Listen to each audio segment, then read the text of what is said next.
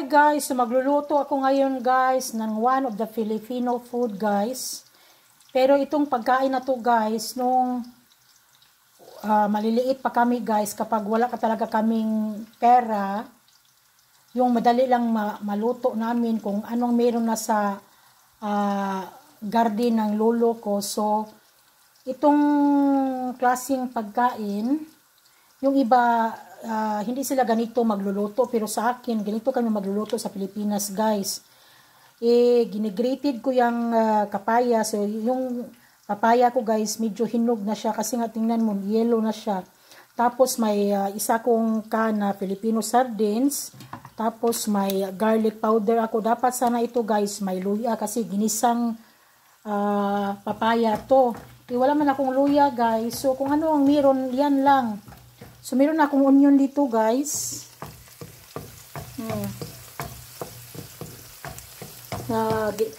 Ginisa ko sa olive oil. Tapos, ilagay ko na tong grated papaya ko, guys.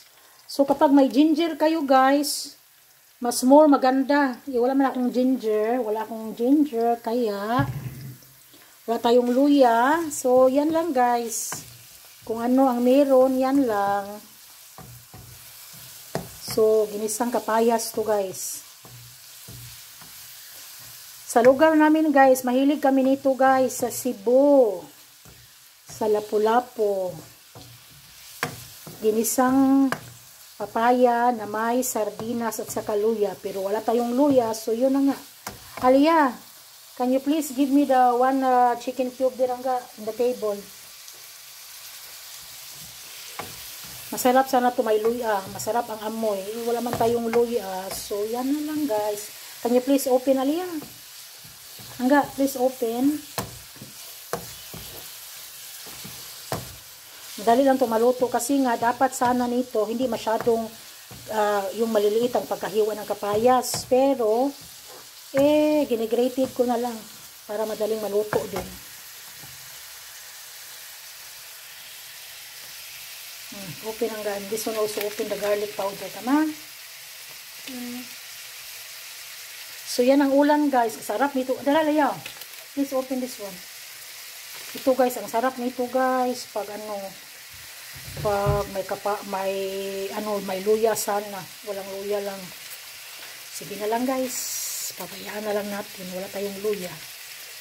So, lagi kong sinasabi, guys, ha. Lahat ng mga luto ko, guys. Lagi ako naglalagay ng chicken cube, kahit anong luto.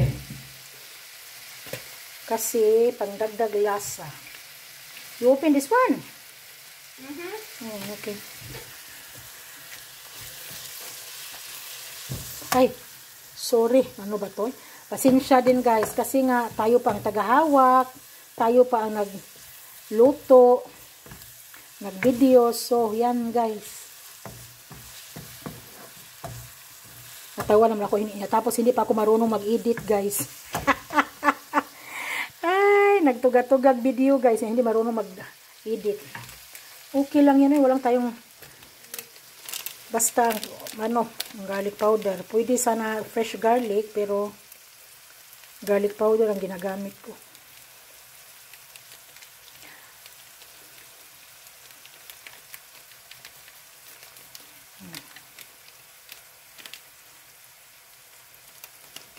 Aman.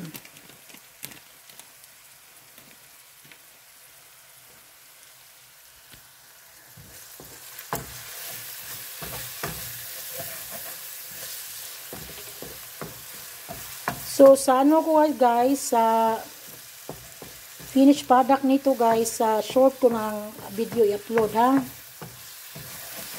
Bye, guys. Kasi magluluto pa ako ng isang sipriyot na food na naman din.